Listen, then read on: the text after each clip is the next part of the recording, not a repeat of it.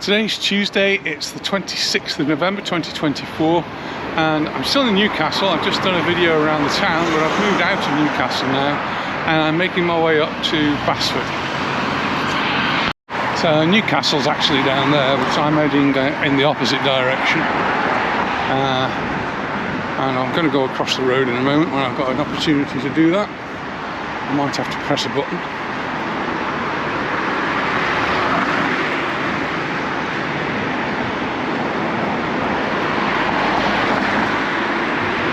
So right across the road we've got a bit of a green area. I can cross now, I think.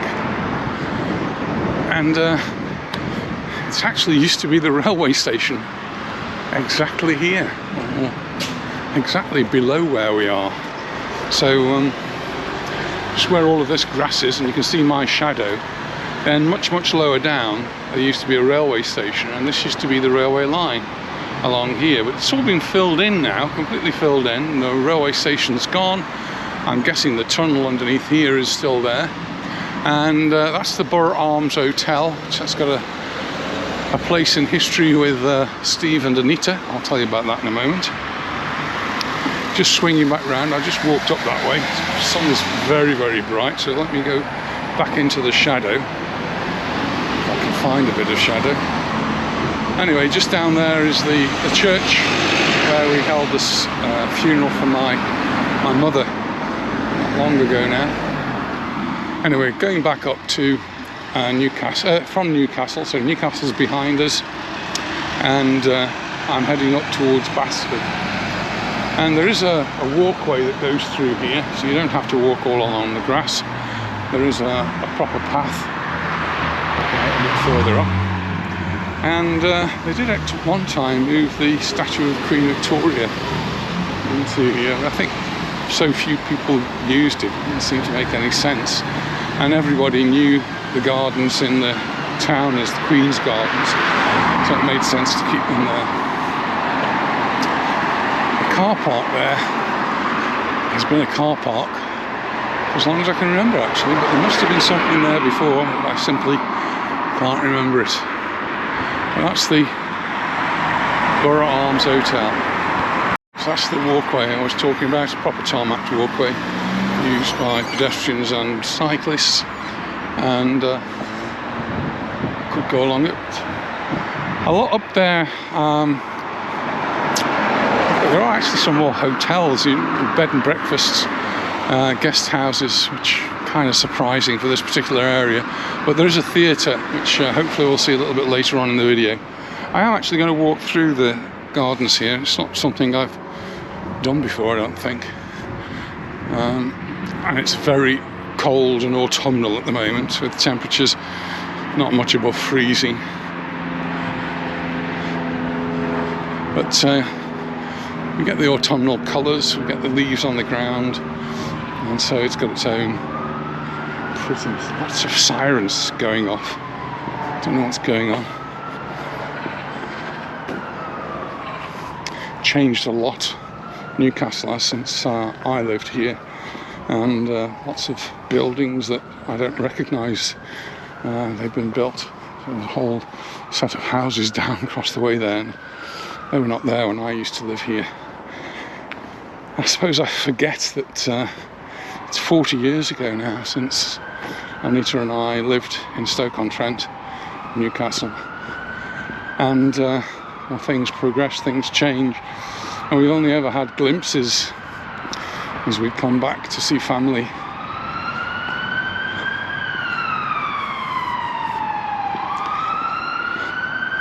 So I'm walking along what would have been at one time the railway cutting, but no railways at all now. That's a fire engine going up.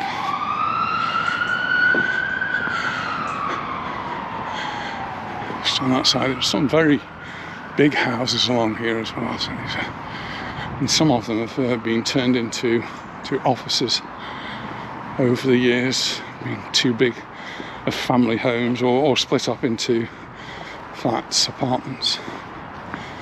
So I think this is where the Queen Victoria statue spent a few years in somewhat isolation. So you can see there's nothing here now, just a little bit of an oval.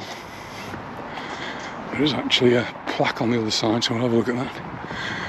And there are some new buildings here as well.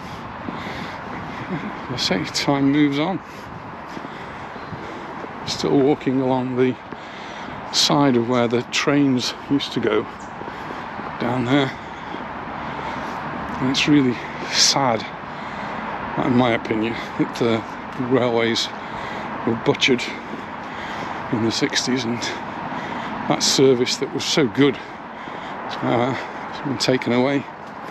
So I'm not sure whether the Queen was on this side or on that side now. There you go, look, Queen Victoria standing just over there. Well, she isn't there anymore. Well, I'm glad I've seen that plaque, and I've just taken a few photographs of it, so I've got it for forever. The walkway continues on the other side. I don't know how far it goes or where it goes. I have to look that one up. I'm going to turn right here.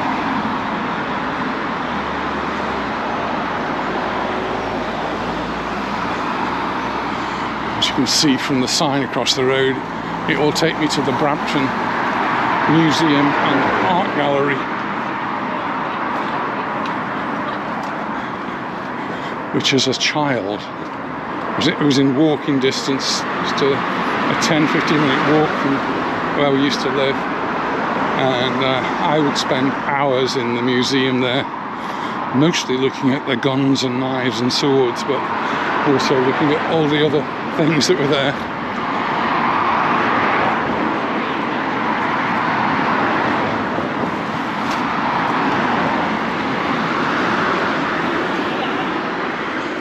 See all the stone along the side there. There's this typical red brick sandstone that's used for buildings and walls here. Very much a local stone, so you see a lot of it. And then just coming up is the park area where I used to spend so many hours as a child playing in that particular tree, and I've fallen off that branch many times. So we'd come down here, we've got a big open space, could play football, got all the usual playground activities at the top, the swings, the slides and so on. And later they actually introduced a miniature railway, which I think probably only runs on a weekend now, but it was also quite fascinating later on, bringing the children and the grandchildren. I can't remember it being there when I was actually a child.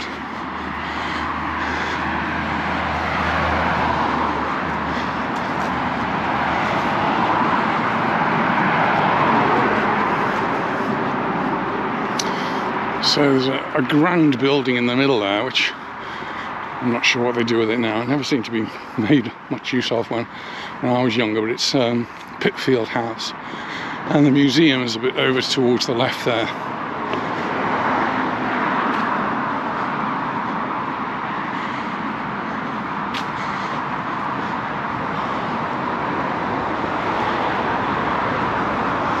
So here's a big sign telling us, welcome to Brampton Park and Museum. It's funny that I know it by two names, Brampton Park and Pitfields.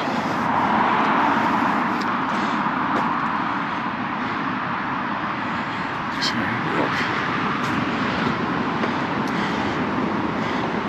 they have introduced lots of statues, lots of works of art. I'm not sure we can actually get anywhere close to them, but maybe. Oh yes, I think there's a path allowing me to get a little bit closer to the statues. Some of them are modern and some of them are not. As in modern art, where you have to think what they are. Oh no, actually it's not, it's fallen soldier by the looks of things.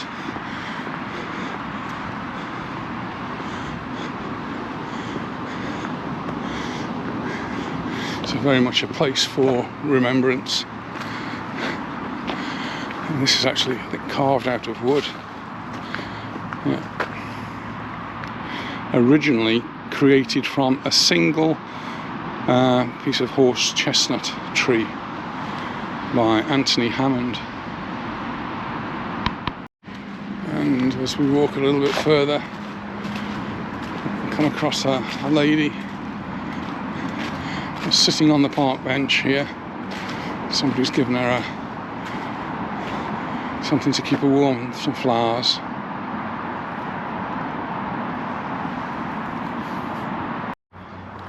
As we get a little bit closer to the museum, more carvings here out of trees that were actually growing at one point.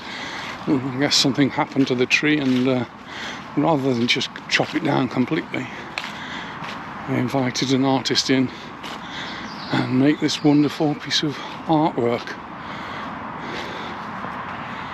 I think that's beautiful. Anthony Hammond is the name of the artist.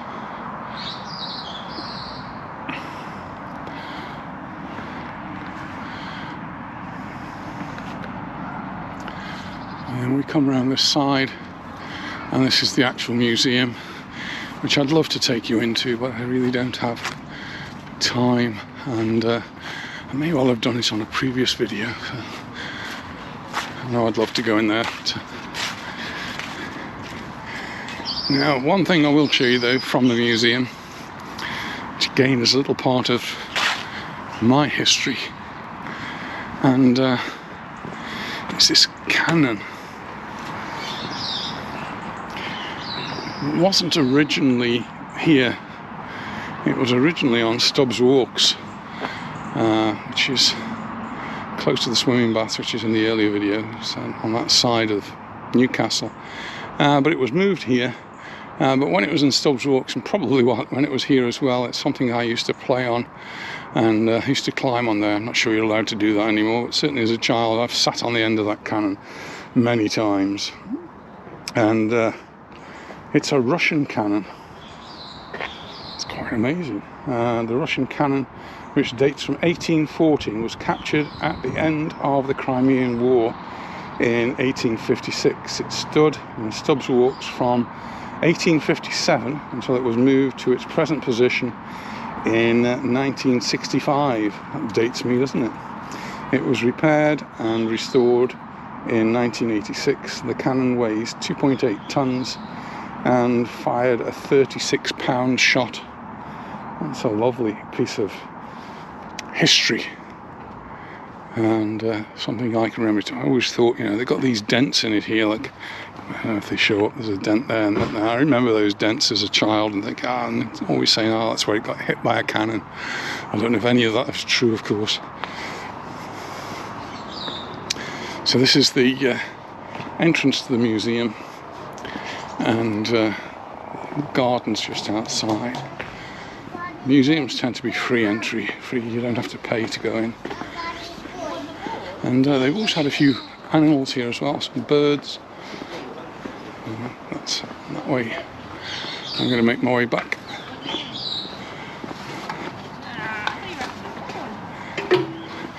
And a garden area which is not looking at its best at the moment.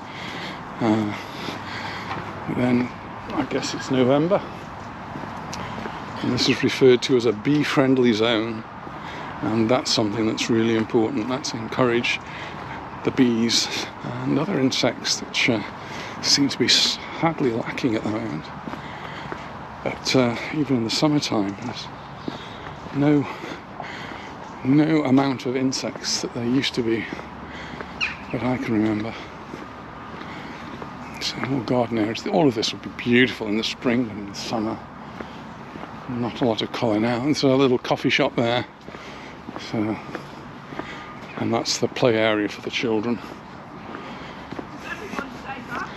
And we'd bring our grandchildren here on visits. Our own children, of course. And come and visit the family. This is the little railway station for the miniature railway.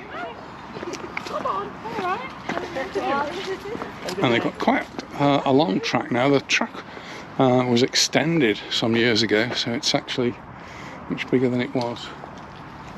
Well, I'm going to go through that gate and make my way back down towards the road and then head off into Basford. So I'll catch up with you as I get down to the other end.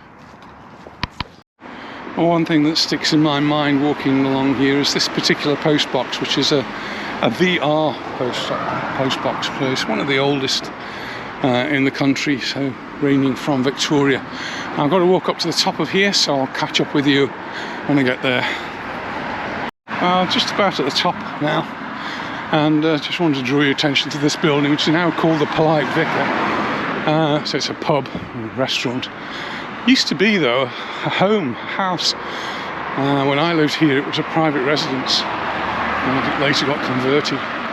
And right next door to that is the new Victoria Theatre, the new Vic, which has a very significant place in the history of Steve and Anita. Well, not perhaps this particular building, but the original, I'd like to call it the Old Vic, but that's somewhere else, but the original Victoria Theatre, which we'll come to hopefully when the battery lasts later on. Well, that's the village of Basford. Nothing much left there now, I'm afraid, and so I'm not going to go down there. It's not very nice, and there's some building work going on.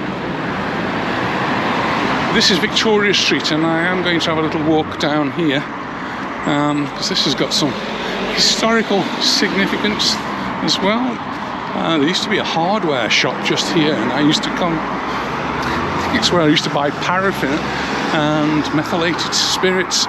Been gone a long time, but it was always a place of interest for me.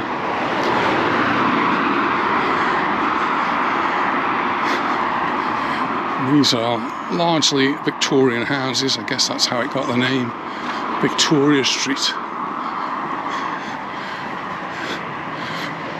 And one or two more modern ones. I'm just looking for a particular plaque, but I can't remember how far down it is, and I might walk past it.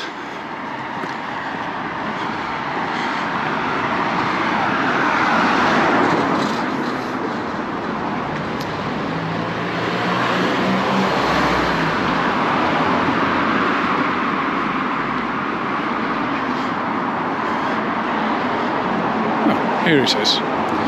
So just at this particular one, H.G. Wells actually stayed in this house in 1888. So H.G. Wells, who wrote books like War of the Worlds and many other, First Man on the Moon, and one or two of them were written while he was here. In fact, one of them, I can't remember which one it was, describes the light of the blast furnace in the sky as they started to empty it. And that was because he was staying here, and you could look just out of his window at the sky, which would turn red at night when they were emptying the blast furnace. I'm going to make my way down Victoria Street, and I'll catch up with you just a moment. Well, we now have in Victoria Street the Hare Krishna Centre. Pretty sure that was the Seventh-day Adventists at one time. Used to be one down here, guess that was it.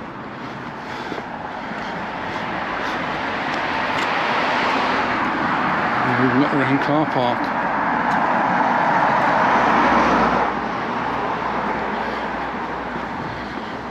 I'm just coming to a junction, which is one I would come out of when I would be on my way to school. So I'd be walking down, and this is called Clare Street, so either that one or the next one, which is called Langley Street.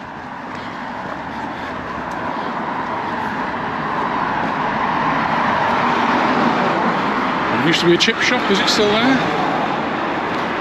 It is indeed. Cod's Place. One of the places we used to come and get fish and chips. Nice to see it's still there. Clint's Barbers. I've actually had my hair cut there, but it used to be a paper shop. That used to be a butcher's. How things change. And all of these entries here I used to play in as a boy.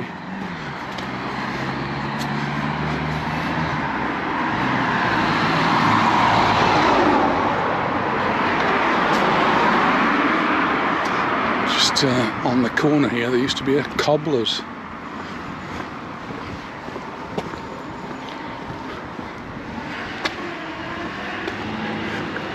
And across the road, got a little bit of a green area, but there were some prefabricated houses, post-war prefabricated houses. And that particular area is referred to locally as the Grum. And it's now a park.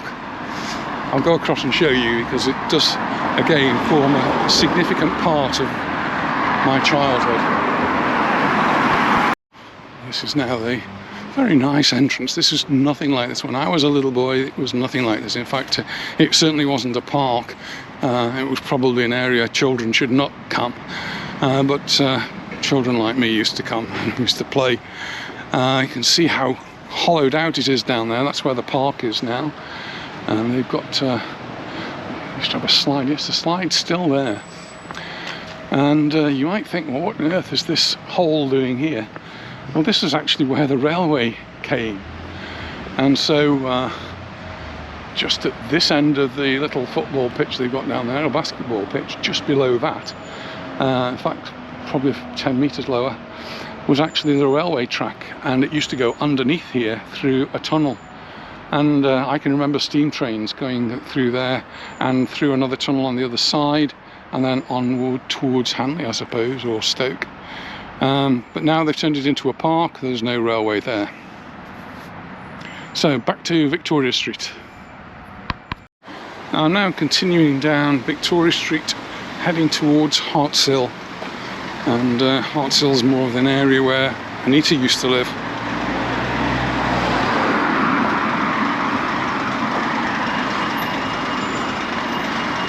I'll catch up with you. Just before that, across the road, there's it's called Stoke-on-Trent Road. There's no houses on the left-hand side. They were all knocked down. There used to be a whole row of houses all the way up to the pub at the top there, which is the Red Lion. They're all gone. And the sea at the bottom. Well, I'm now at the bottom of Victoria Street, and that's Hartshill up there. And I guess this is another significant part of our history. In fact, the building in front of us, which, well, one side's a furniture and the other side's babies, that used to be the Victoria Theatre, and played a big part in our lives. As a child, I used to go there with the school, and then as a teenager, that's where I actually met Anita. She used to volunteer and work there. So the Victoria Theatre really has an interesting part in our history. Used to be a cinema at one time. I don't ever remember it being a cinema, and I've even seen recently that it was a nightclub, but I only ever remember it as a theatre. And the director at the time was a man named Peter Cheeseman, and he used to run the theatre, direct the plays, and it was a fantastic place to go. And it really had many famous actors actually went through there and ended up on stage and screen throughout the world. He was the instigator on having the theatre move from its present position to the one in Basford, and he worked very hard raising money for that. He did lots of things for the local community as well, and so Peter Cheeseman, probably an undervalued member of the local community. So that's Hartshill, a bit more lively than Basford, a lot more noisy, but I'm going to head in this direction and I'm going to cross the road here. Just across the road from the theatre. The building here is relatively new, but before that it used to be the local high school. It used to be on that site. It used to be Hartfield's secondary modern school, and not a school I actually went to. My uncle went there, but I never went to it. I did actually go and do some teaching there before I started my teacher's training, so I do have some experience at that school. And the interesting thing was there were still some teachers there that taught me many years ago in another building. This used to be a car lot where there's an old gentleman who used to sell cars. I always thought they were a bit dodgy. And across the road, well, that's not sure whether it still is, but it used to be a scrap iron place and or scrap metal merchant. And I remember as a child we broke up a piano. Disgraceful thing really to do, but we did. But I was only young, and I took all the lead out of it and took it down and had it weighed, and I think he gave me a few pennies for it. And that's the old house at home, a pub that Anita and I used to go to regularly. It was because it was halfway between our house and my house and her house. We would go there and we'd play skittles or darts, and it was an interesting place. Across the road, that used to be, it's had various names. It used to be Gitanas, but it's before that it was something else, I can't remember. And then this area here I hardly recognise really, but this used to be the school I started at, the infant school. And the fence, the wall and the fence here I think is the same. And my memory of this is being pulled out of class. The whole school was standing by these railings, and I think we had flags. I can't really remember, because Princess Margaret was going to be driving past, and she was in a black Rolls Royce and disappeared along this road really quickly. So did I actually see her? I really can't remember. The petrol station there is now tyres. It's been cleaning, it's been all sorts of things. We've got used cars as well. And then on the opposite side of the road here, just coming up in front, was the junior school that I went to, but again, a totally different building. It's all been demolished and rebuilt, and it was totally unrecognisable. So this is the area that I grew up, and it's nice to come back. It's nice to see it. Would I come back to live here? No, but I would come back to visit again. Oh, by the way, that other building down there on the side with a very pointed roof, that's the coroner's court. I don't know why I just thought of that, but I did. Anyway, I'm going to be heading off back down into town, and if I see anything else, I'll make another video. Well, I hope you found this interesting, because I've certainly found the walk interesting and given me an opportunity to reminisce over times gone by. The sun is really shining. I'm nice and warm now, even though the temperature and the air is cold, but it is lovely to be back in Stoke and seeing all these different places again. So thanks very much for watching, and I look forward to seeing you in the next one. Bye for now.